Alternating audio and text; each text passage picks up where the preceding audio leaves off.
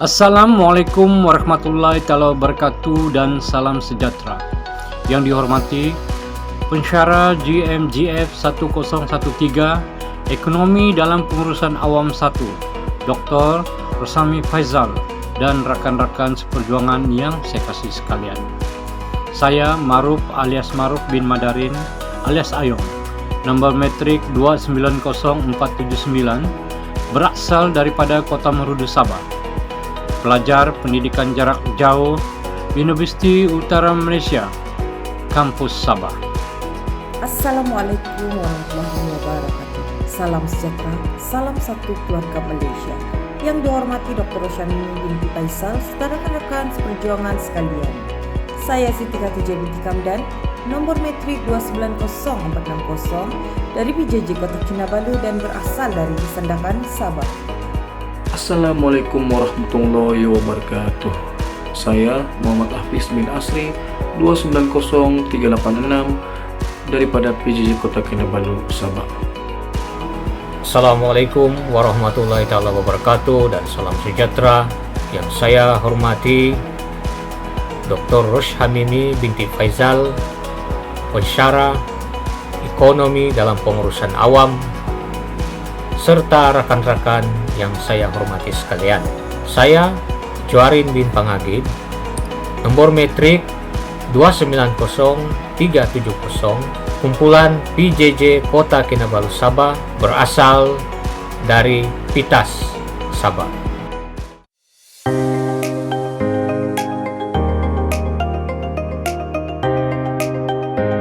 Perbincangan yang akan dikupas lebih lanjut dalam tugasan ini adalah berkaitan faktor yang perlu dipertimbangkan oleh sesebuah organisasi perniagaan dalam memasarkan produk makanan halal ke luar negara.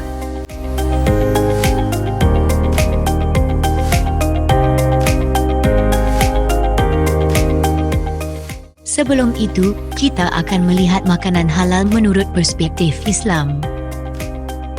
Pandangan ulama, terdapat beberapa garis panduan untuk menentukan definisi makanan halal yang adalah seperti: bukanlah terdiri daripada atau terkandung di dalamnya apa-apa bahagian atau benda dari binatang yang orang Islam dilarang oleh hukum syarak makannya, atau yang tidak disembelih mengikut hukum syarak.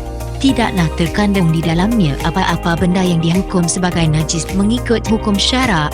Tidaklah disedia, diproses atau dikilang dengan menggunakan apa-apa alat yang tidak bebas dari benda-benda najis mengikut hukum syarak.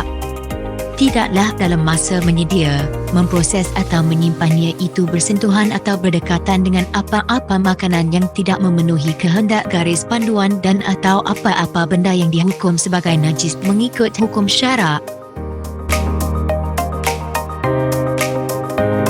Seterusnya, kita akan membincangkan fokus utama tugasan ini, iaitu faktor yang perlu dipertimbangkan dalam memasarkan makanan halal ke luar negara. Faktor yang pertama adalah teknologi pemprosesan dan kualiti produk. Teknologi untuk mengubah bahan mentah kepada makanan yang boleh diterima untuk kegunaan manusia dalam keadaan yang berbeza-beza. Pemprosesan makanan adalah satu proses yang penting. Teknologi bukan sahaja tertumpu kepada mesin pemprosesan, tetapi beberapa isu lain seperti teknologi pengawetan makanan, pembungkusan dan paling penting produktiviti termasuk jumlah pengeluaran. Pada skala kecil, sederhana atau besar dalam industri makanan merujuk kepada koleksi teknologi dan prosedur yang digunakan untuk mengubah bahan mentah menjadi bahan makanan atau makanan kepada khasiat lain untuk manusia. Perkara ini perlu diambil berat memandangkan teknologi pemprosesan makanan ini akhirnya menjadi sandaran kepada kualiti produk yang akan dihasilkan. Kita ambil contoh teknologi dari Jepun yang boleh proses beribu-ribu package atau tan sehari produk mereka. Maka perkara ini perlu juga difikirkan dan dipertimbangkan. Faktor yang kedua adalah berkaitan dengan persaingan.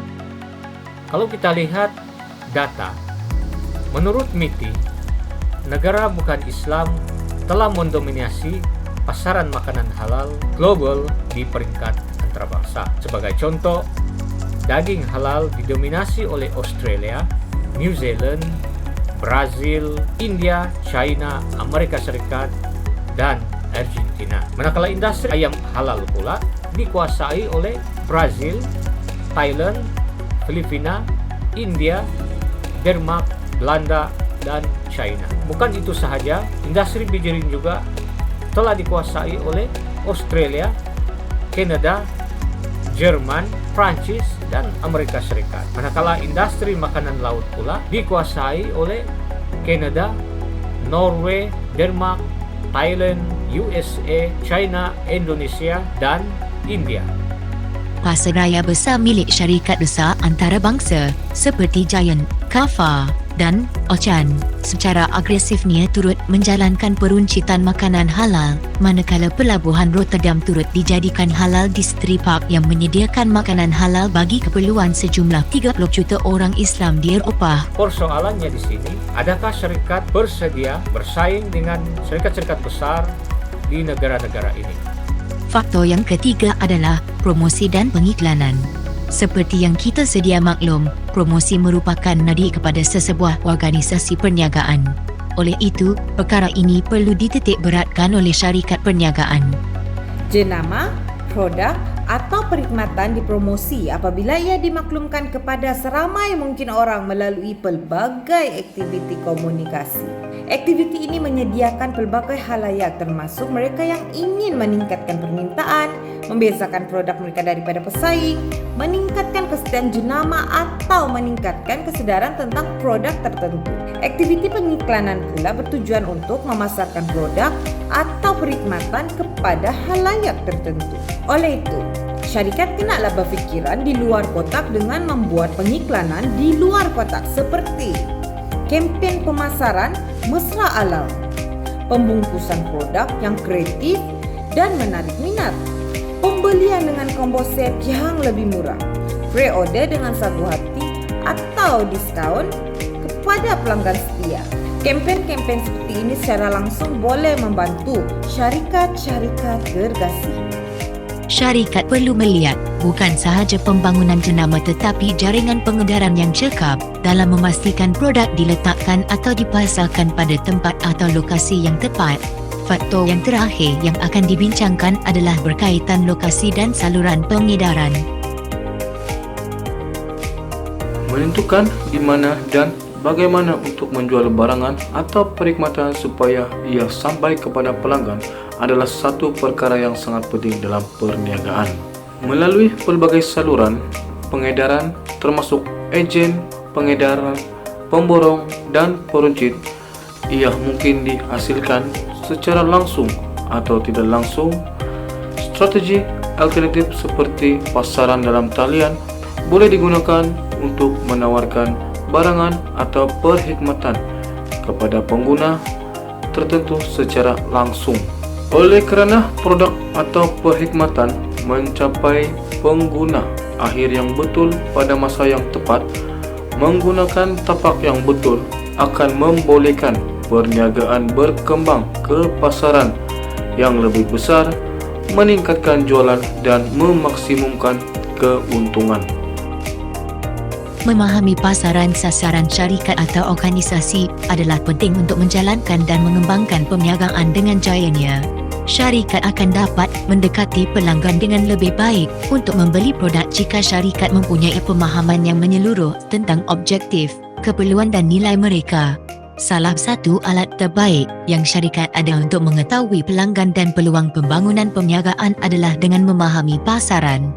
Oleh itu, sebagai kesimpulan, memahami pasaran adalah penting untuk kejayaan ekspor jangka panjang dalam pasaran global. Melalui pengumpulan dan analisis data yang proaktif, ini adalah teknik yang boleh membantu syarikat mengelakkan kesilapan pelaburan yang mahal dan melihat prospek perniagaan yang berjaya, serta membolehkan syarikat mengurangkan risiko sebelum menyertai pasaran global.